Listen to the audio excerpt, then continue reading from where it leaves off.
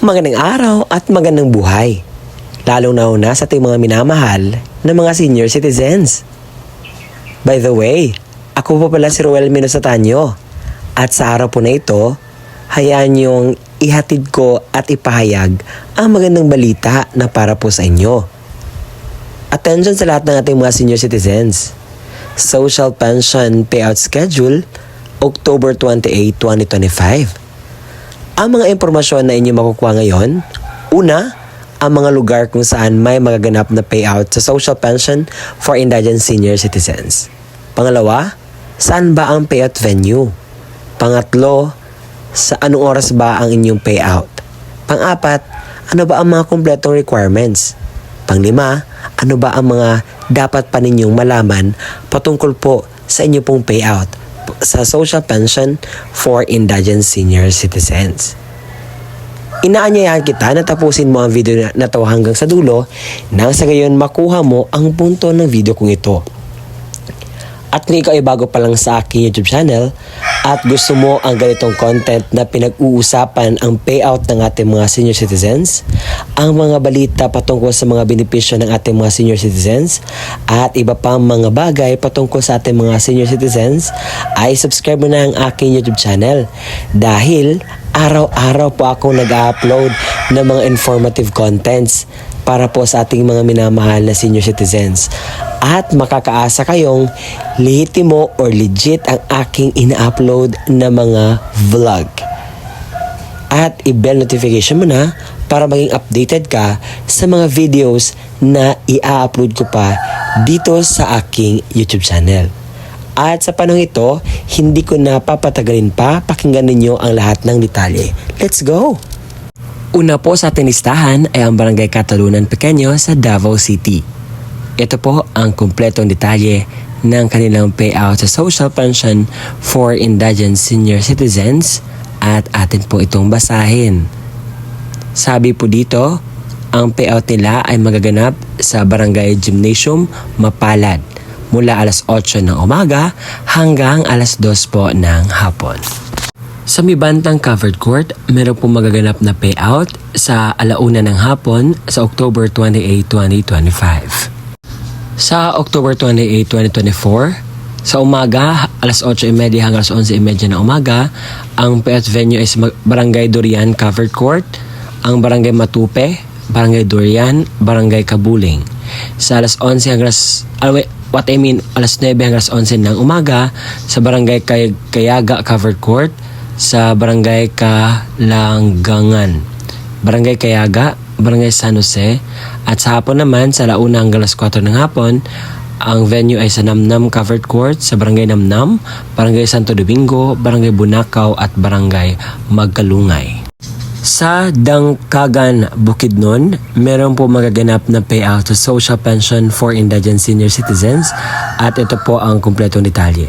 Sabi po dito, sa Barangay Barungkot, Barangay New Visayas, Barangay Dolorosa, Barangay San Vicente, umaga po ang inyong payout. Sa Barangay Kapalaran, Barangay Poblasyon at Barangay Sagbayan, hapon po ang inyong payout. At ang inyong payout venue ay magaganap sa Dangkagan Municipal Gymnasium. At ang inyong pong payout ay sa 4th quarter po mula October hanggang December 2025. Sa probinsya ng Negros Occidental sa City of Himamaylan sa October 28, 2025, ito po yung mga barangay na magpipayout. Sa Barangay Agisan na may 77 pensioners, Barangay Mambagaton na may 69 pensioners, Barangay Saraet na may 81 pensioners, Barangay Talaban na may 79 pensioners. Ang inyong payout time po ay sa alas 8 hanggang alas 4:30 ng hapon. Sa Barangay Nabalian na may 75 pensioners, Barangay Kabanban na may 74 pensioners, Barangay Libakaw na may 75 pensioners, Barangay Kabadyangan na may 77 pensioners. Ang oras po na yung payout alas 8 hanggang alas 4:30 po ng hapon. Sa Barangay 1 na may 71 pensioners, Barangay 2 na may 69 pensioners, Barangay 3 na may 86 pensioners, Barangay 4 na may 76 pensioners, Barangay Karabalan na may 71 pensioners. Ang oras po ninyo payout alas 8 hanggang alas 4:30 ng hapon. Sa Barangay Karadiuan na may 88 pensioners, Barangay San Antonio na may 56 pensioners, Barangay Mahalang na may 81 pensioners. Ang oras po niya payout alas 8 hanggang 4:30 ng hapon. Sa Barangay Tuoy na may 72 pensioners, Barangay Suway na may 70 pensioners at Barangay Buenavista na may 79 pensioners. Ang oras po ng inyong payout ay sa alas 8 hanggang alas 4:30 po ng hapon. This is a fourth quarter national pension po. Sa Uson, Masbate, meron po magaganap na payout sa October 28, 2025. At ito po ang mga barangay na magpipayout. Medyo marami po ito at kinakailangan po nating isa-isahin na ipaalam po sa inyo para po makuha po ninyo ang buong detalye. Sa Barangay Arado, alas 9 hanggang alas 11 ng umaga na may 35 pensioners. Sa Barangay Armenia na may 166 pensioners, alas 9 hanggang alas 11. Actually, yung oras ninyo po ay alas 9 hanggang alas 11 po lahat. Sa Barangay Bonifacio na may 95 pensioners, Barangay Campana na may 57 pensioners, Barangay Candelaria na may 91 pensioners, Barangay Sentro na may 60 pensioners, Barangay Dapdap na may 119 pensioners, Barangay Del Rosario na may 58 pensioners, Barangay Libertad na may 110 pensioners, Barangay Mabini na may 66 pensioners, Barangay Madaog na may 59 pensioners, Barangay Marcelia na may 23 pensioners, Barangay Monggahay na may 69 pensioners, Barangay Nabuhay na may 66 pensioners, Barangay Pagihaman na may 77 pensioners, Barangay San Isidro na may 57 pensioners, Barangay San Jose na may 64 pensioners, Barangay San Ramon na may 81 pensioners, Barangay San Vicente na may 50 pensioners, Barangay Simawa na may 67 pensioners. 9 a.m. hanggang 11 a.m. po ang inyong payout at ito po ay magaganap sa Poblacion Municipal Plaza po ang inyong pong payout venue. Ngayon naman tayo ay tutungo sa Basco Batanes sa barangay kay Valuganan. Sa October 28, 2025 ay meron po magaganap na payout sa social pension for indigent senior citizens. At ito po ang kompletong detalye. Sa Basco Grandstand po ang inyong payout at magaganap po ito sa alas 10 hanggang alas 12 po ng tanghali ang inyong inaasam-asam at inaantay na payout sa social pension at this is fourth quarter po na payout. Sa Barangay Maa sa Davao City, meron po magaganap na payout sa October 28, 2025 at atin mo basahin ang kumpletong detalye para po makuha po ninyo at dapat po ninyo may tumalaman. Sabi dito, fourth quarter social pension payout sa Purok 18, Gem Village Covered Court sa October 28, 2025. Sa Barangay Ginuyuran, meron po magaganap na payout sa lahat po ng mga senior citizens sa fourth quarter payout po ito at ito po ay magaganap sa October 28, 2025. Sa City of Surigao, meron po magaganap na payout sa fourth quarter social pension payout sa October 28, 2025 mula alas 8 ng umaga hanggang alas 3 po ng hapon. At inyo pong makukuha ay 3,000 pesos po na payout sa social pension. Sa probinsya ng Cagayan, sa munisipalidad ng Ballesteros, sa October 28, 2025, ito po yung mga barangay na magpipayout. Sa Barangay Baran, alas 9 hanggang alas 10 ng umaga sa Barangay Hall. Sa Barangay Cabaritan East, alas 10 hanggang alas 11 ng umaga sa Barangay Hall. Sa Cabaritan West, alas 11 hanggang alas 12 ng tanghali sa Barangay Hall. Sa Kabaluan West, alauna hanggang alas 12 ng hapon sa Barangay Hall. Sa Kabuluan East, alas 2 hanggang 3 ng hapon sa Barangay Hall. Sa Barangay Centro West, alas 3 hanggang 4 ng hapon sa Barangay Hall. Sa Palok, sa alas 4 hanggang alas 5 ng hapon sa Barangay Hall. Sa probinsya ng Camarines Sur, sa munisipalidad ng Lupe, meron pong magaganap na payout sa local and national social pension payout sa October 28, 2025 sa poblasyon sa mga barangay po ninyo. Ngayon naman ay pupunta tayo sa Ipil Cuneg sa October 28, 2025 alas 8 po ng umaga sa Barangay Masok Covered Court po ang inyo pong payout venue na magaganap. Kasunod po ay ang Zambales sa Batonlapo Covered Court, Butulan, Zambales ang payout venue sa alas 8 hanggang alas 2 ng hapon sa October 28, 2025 na payout.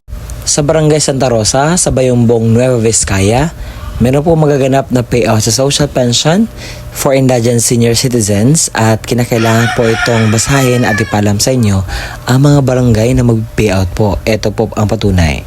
Sa Barangay Ipil Cuneg na may 45 pensioners, alas 8 hanggang alas 8 po ang payout sa Masok Barangay Hall. Sa Barangay Masok na may 195 pensioners, alas 8 ang payout sa Masok Barangay Hall. Sa Barangay Kasat na may 100 pensioners, alas 8 ng umaga sa Kasat Barangay Hall. Sa Barangay Kabuuan na may 78 pensioners, alas 8 ng umaga sa Kabuuan Barangay Hall. Sa Barangay La Torre na may 78 pensioners, Barangay La Torre South at Barangay na may 156 pensioners at Barangay La Torre South na may 106 pensioners. Ang oras po ninyo, meron pang Barangay Luyang na may 87 pensioners. Ang inyo pong payout time is alas 10. Ang inyo pong payout venue is sa LGU ng Bayumbong DepEd Gymnasium.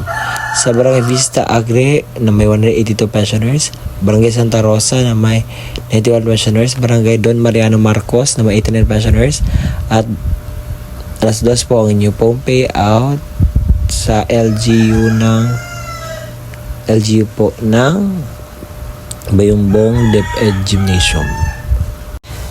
Sa local social pension ng munisipalidad na Santa Catalina, meron pong magaganap na payout sa October 28, 2025. Ang unang venue ay sa Barangay Kabulacan Covered Court, sa Barangay Benavista na may 36 pensioners, Barangay San Miguel na may 35 pensioners, Barangay Anyo na may 53 pensioners, Barangay Kaigangan na may 32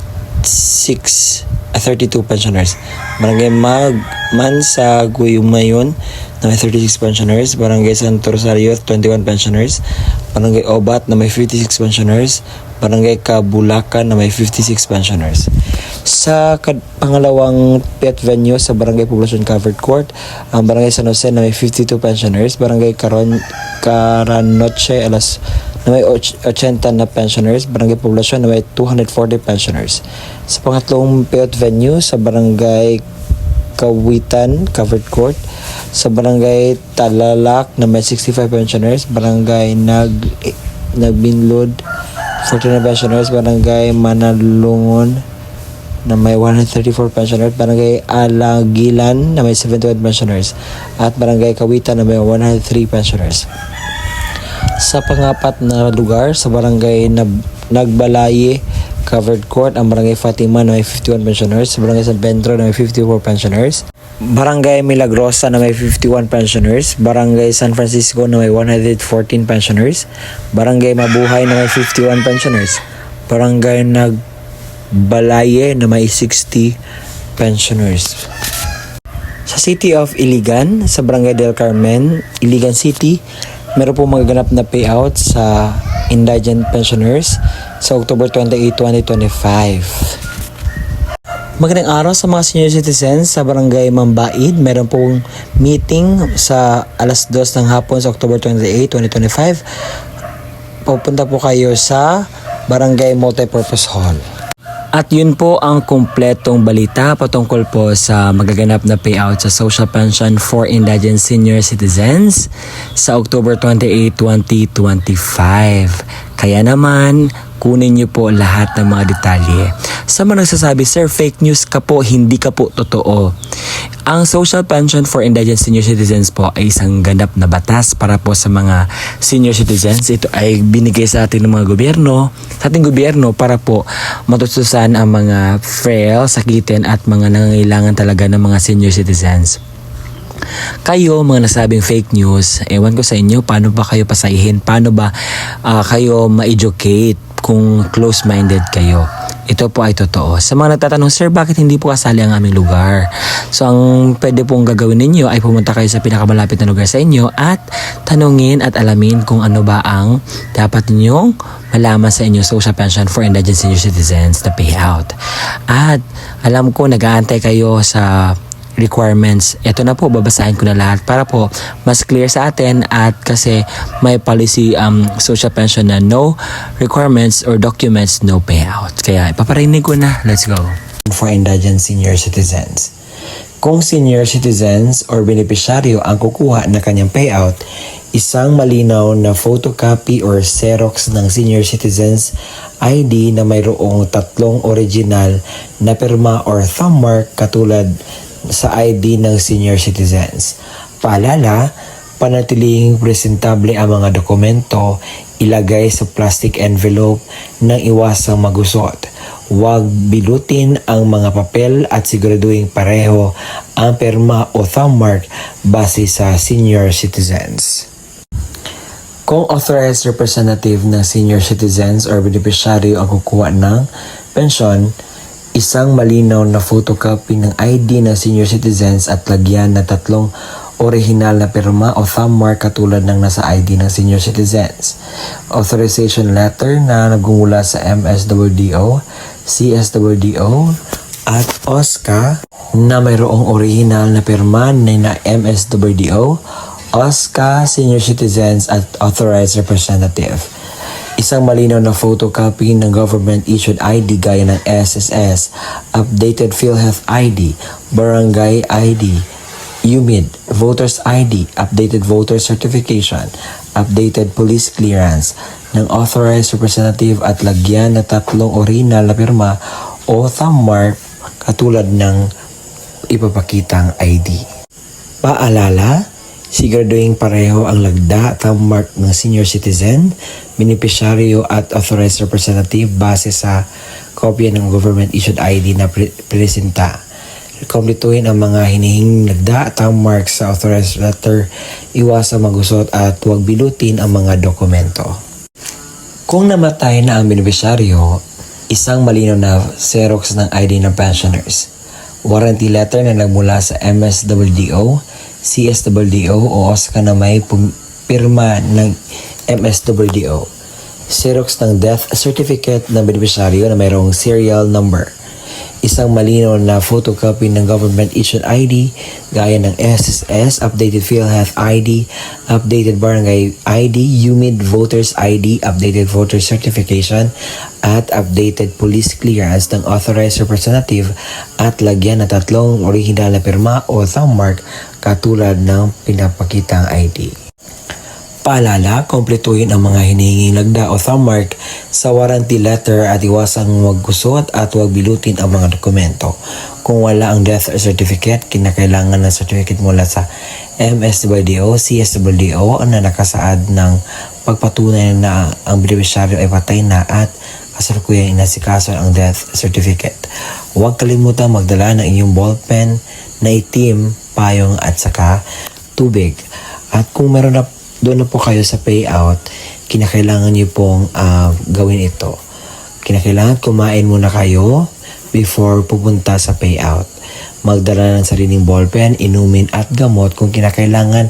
Baka pagdating po doon ay medyo mas ready tayo para maiwasan natin ang mga darating pang mga sakuna.